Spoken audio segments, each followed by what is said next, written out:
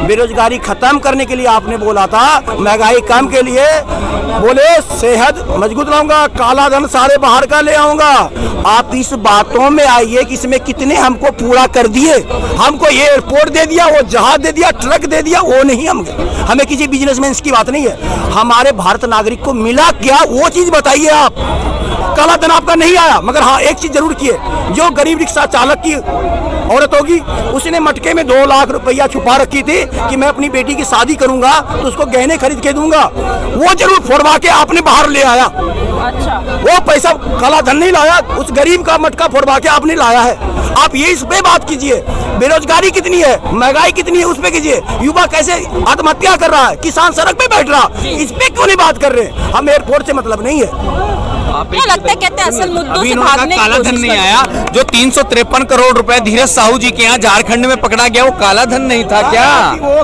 ये देख लीजिए, अभी ये इंडिया से निकाल रहे हैं, मगर जो पहले क्या वादा किए थे, देखिए जुबान से फिसलिए मत सरकार। स्विस बैंक की बात किए थे महाराज, आप भटकिए नहीं। ठीक है जी, क्या कह रहे हैं? हमारा इनसे ये क्वेश्चन है कि जो पैसा इनको मिला क्या उसमें से कुछ? पहले तो ये बात हुई 15 लाख देंगे, 15 लाख में हमें कुछ मिला?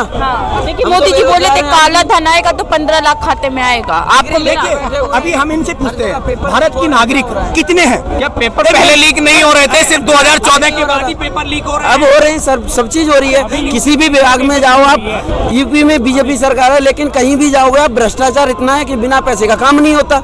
मैं खुद एक शिकायत को डाल के घूम रहा हूँ 4 महीने से, पढ़ा लिखा होके, और एक बिना पढ़ा लिखा उस बंदे की क्या हालत होगी। मीडिया में जाती है। एक सवाल है मेरे को भाई साहब को, कह रहे हैं सरकार की लापरवाही है, जिस तरीके से पेपर लीक हो रहा है, हर जगह भ्रष्टाचार बढ़ गया है। ये पेपर लीक हो रहा है तो उन पे कार्रवाइयां भी हो रही हैं। हो रहे तो हैं, कार्रवाई हो रही है, लेकिन उनका तो करियर खराब हो रहा है। करियर खराब हो गया तारीख पर तारीख। मैडम ऐसा है, वो पेपर लीक होने वाला, वो नौकरी को टालने वाला है। उस पेपर लीक होना कोई मामला नहीं है। गवर्नमेंट चाह रही है कि पेपर लीक हो, फिर उसको पोस्टपोन किया जाए, इलेक्शन के 24 का इलेक्शन को पार किया जाए, और फिर जब 25 में फिर इलेक्शन होने वाला है यूपी में, तब वो लाएंगे तो सहानुभूति मिलेगा उनको। अभी क्या मिलेगा? अभी तो लोकसभा का इलेक्शन से पीछे क्यों हट रहे हो फिर? वो तो सब स्टेट में तो पूरे पार्टी मिल के करे, वो तो पूरे पार्टी मिल के कर नहीं रही है। अभी पीछे जब किसान बैठे थे, जब उधर इलेक्शन था यूपी का, तो पहले तो बोला कि हमने मुंह एक बार भी घुमा के नहीं देखा और किसान की तरफ। जैसे इलेक्शन करीब आ गया, तुरंत क्या बोला, किसान को हाथ जोड़ के माफी मांगा था कि ना, आपको देखे थे ना, बोला कि ठीक है आपकी मांगे पूरी हो जाएगी, अब हमने गलत फैसला ले लिया। चुनाव के लिए हर काम ये सारे चुनाव के लिए ही करते सारे नाटक। आप एक बताइए, एपीएमसी का विरोध जो कर रहे थे 2005 से बिहार में लागू था एपीएमसी, वहाँ पे विरोध क्यों नहीं किया इन्होंने? वहाँ तो लालू जी की सरकार।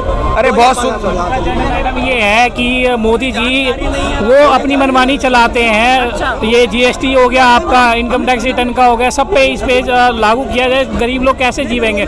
सिलेंडर 900 कुछ रुपए का हो गया है, प्लस कोई भी गवर्नमेंट पेपर हो रहा है उसमें लीक हो रहा है। तो इसमें कहाँ से महंगाई में हम जैसे अब एक बंदा 20,000 की नौकरी कर रहा है, वो कैसे भी घर परिवार चला लेगा? एक जो रेडी रिक्शा चला रहा है वो कैसे चला पाएंगे अपना घर परिवार? इसके ऊपर मुद्दा उठाया जाए, और इसके लिए इनको महंगाई, जैसे राशन पानी का हो गया, दाल 200 रुपये, 250, 200, 250 रुपये किलो है, वो कहाँ अभी आप 2-4 साल पहले देखिए 100 रुपये किलो मिलता था, सीधा डबल से 1.5 गुना ज़्यादा रेट हो गया। इस पे महंगाई पे चर्चा किया जाए, इसको कम किया जाए। तो मोदी जी फिर ये कैसे कह रहे हैं कि हमने महंगाई पे नियंत्रण करके रखा है, जब इतनी महंगाई बढ़ गई? नियंत्रण है नहीं है मैडम, अगर रहता तो पब्लिक ऐसे थोड़ा ना होता।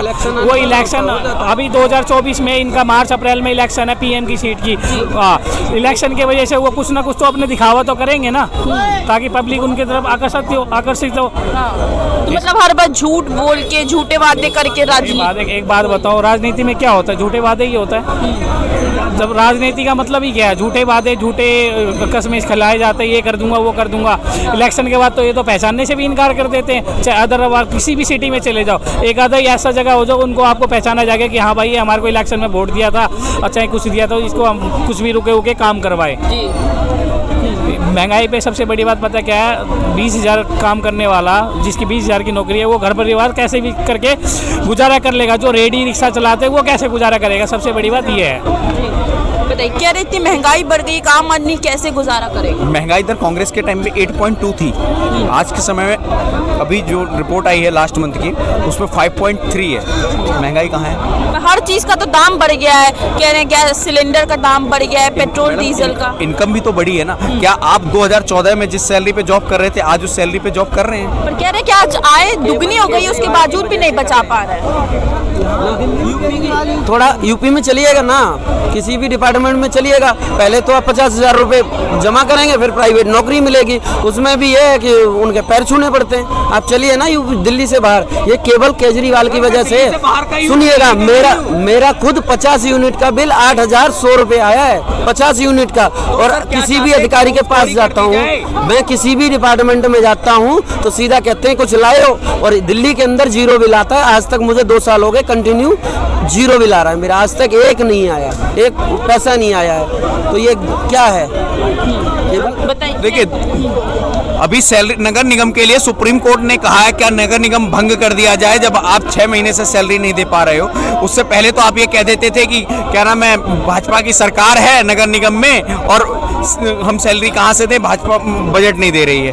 अभी तो आपकी नगर निगम में सरकार है ना, आम आदमी पार्टी की ही, उसके बावजूद सैलरी नहीं दे पा रहे हैं। तो सुप्रीम कोर्ट ने बोला है कि नगर निगम को भंग कर दिया जाए, वो उनकी सैलरी नहीं दी जा रही है। तो क्या वो दिल्ली में जो आपके डीटीसी बसों के अंदर में सिविल डिफेंस के भर्ती किए गए उनको इन्होंने सैलरी ही नहीं दी, 3-3 महीने के लिए नौकरी पे रखते हैं, उसमें भी सैलरी नहीं देते हैं।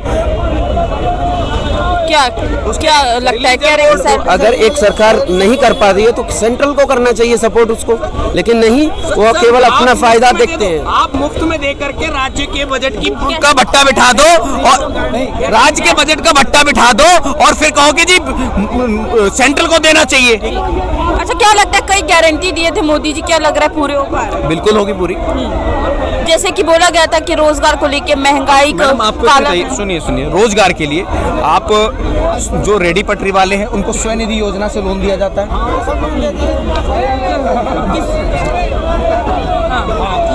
भाई साहब, बैंक से जाकर के आप डाटा निकलवा लीजिए, यहाँ पर इस तरीके से बात मत कीजिए, बात तथ्यों पे कीजिए। गरीब कह रहे हैं उनको नहीं मिल रहा है।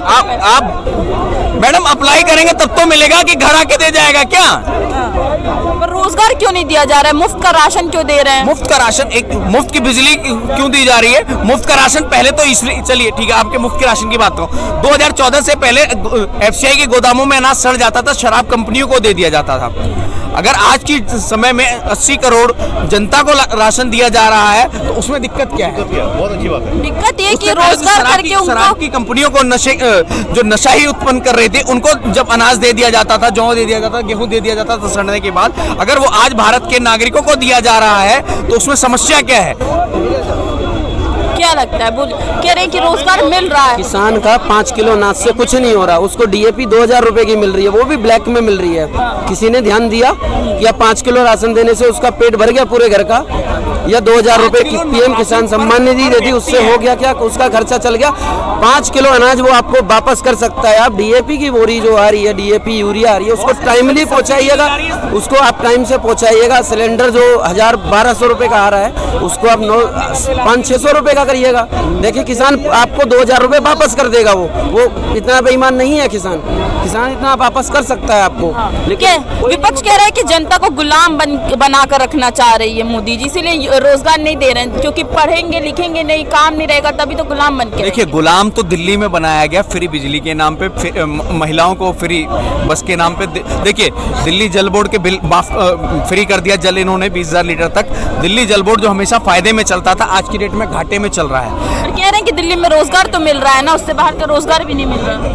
दिल्ली में रोजगार मिल रहा है तो दिल्ली में सारे रोजगार सिर्फ केजरीवाल जी दे रहे हैं क्या? लोग अलग अलग राज्य से यहाँ क्यों आए? सुनिए, दिल्ली किसी की बपौती नहीं है, दिल्ली भारत की राजधानी है और राजधानी पे सभी का बराबर हक है। और जो आप कह रहे हैं कि रोजगार नहीं मिल रहा है, अगर रोजगार नहीं मिल रहा है तो दिल्ली में लोग आ क्यों रहे हैं? अगर रोजगार नहीं है, और क्या सिर्फ केजरीवाल जी ने, दिल्ली के अंदर में कितनी इंडस्ट्रीज है मुझे आप ये बता दीजिए।